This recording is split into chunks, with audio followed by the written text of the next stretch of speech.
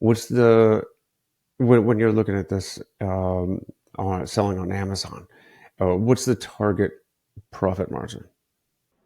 Great question. And that this is the question that everybody asks, right? Because a lot of times they'll see these Amazon sellers putting up these huge sales months, right? Or these doing these big revenue numbers. And everybody's question is, well, what's the margin, right? How much are they actually making? So in my business, and everybody's criteria is slightly different, Hmm. but in our business, we target a gross margin of anywhere from 12 to 15% on average, right? So that's kind of the gross margin that we're shooting for. Our average ROI, return on investment, is typically about 25%. So, with those two factors considered, as long as a product meets that criteria, we're making roughly a 25% ROI. We're making at least a 12% gross margin. And then as long as we're making at least about $1.50 or $2 in profit per unit, then that product meets our criteria and we'll go with it. Because Aaron, the big thing about Amazon as well is that it is in wholesale specifically, our business model, it is a volume game, Hmm. right? We are here to move huge volumes, and it's just not realistic to expect 20, 25, 30% margin, because we'll take a 12% gross margin if I can move, let's say, 2,000 units a month and make $2 in profit per unit. You see what I mean? So that's a kind of a limiting belief that a lot of people come into this business with, is, oh, I'm going to be making these huge margins, when in reality they've got to be willing to sacrifice a little bit of margin in order to do some of the volume that a lot of people are doing. Well, it's high volume for the smaller margin, or you could go hunting through the thrift store racks for 50-cent books, and Right. but Exactly. you're No, it's trading it's your uh, time it's and the effort. question of, right. And that's, sorry to cut you off, but you're kind of alluding to, I think, what I was going to say here is that it's a game of, it becomes, would you rather take the fast nickel or the slow dime, right? And personally, because it's a capital intensive business, because sometimes we're taking on debt to fund the purchase of inventory, fast nickel is going to be the better route 9 times out of 10 when it comes to this business. Okay, so you found the right product, the right brand, and you've agreed on price. So you've got procurement there.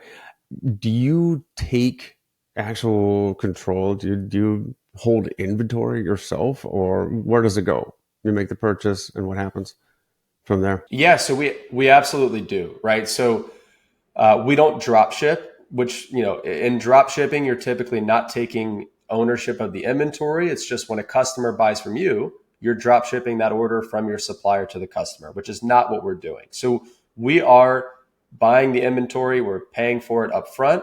Sometimes we're getting terms with our suppliers, so that way we don't have to pay them for, 15 or 30 days.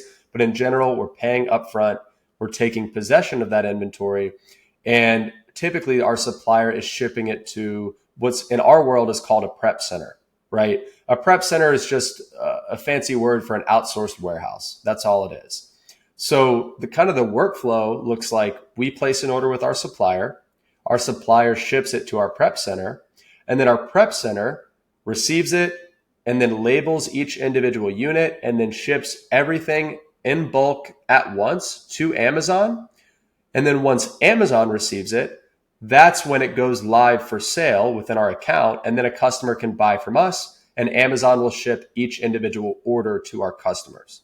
Does that make sense? And that's how our inventory is able to qualify for Prime, right? Because if Amazon is the one controlling the fulfillment experience, Amazon can guarantee that it's going to get to the customer in 1 or 2 days. Whereas, Aaron, if I'm shipping each individual order to my customers, Amazon has no way to guarantee that I'm going to get it to them in 1 or 2 days. Therefore, it would not qualify for Prime if I was the one shipping each individual unit. You see what I mean? Yeah, yeah. In fact, that's a great lead into the flip side. We talk about the logistics and the procurement part, the acquisition part, and then how about the distribution, the disposition, the sales side. So, how are you creating a new listing? Are you creating a new site page, sales page on Amazon?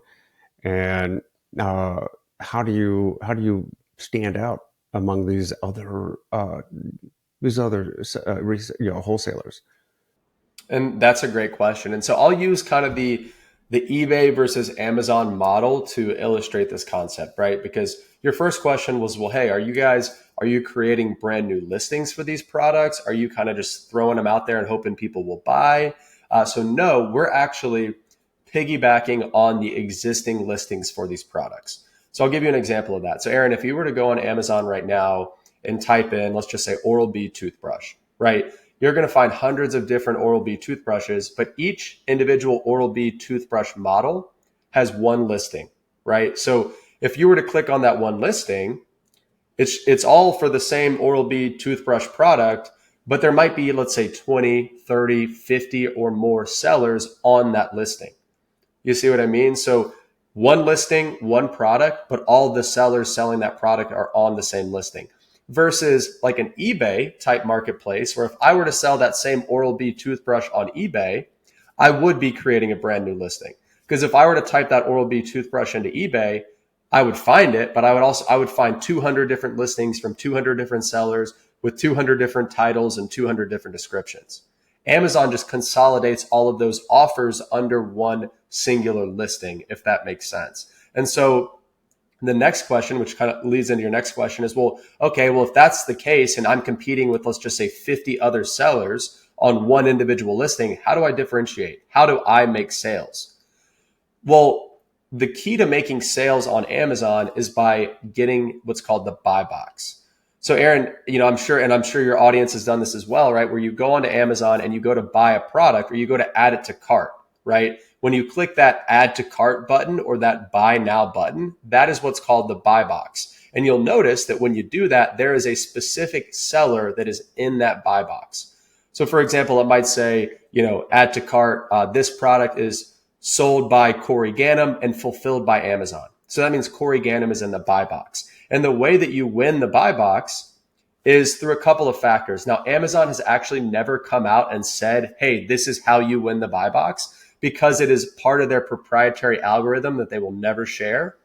But it's generally accepted by most Amazon professionals that the way to win the buy box is to have your offer be Prime eligible, right? Which is why we ship all of our stuff to Amazon so that it qualifies for Prime, as well as having the most competitive pricing, right? Which is typically just the lowest price.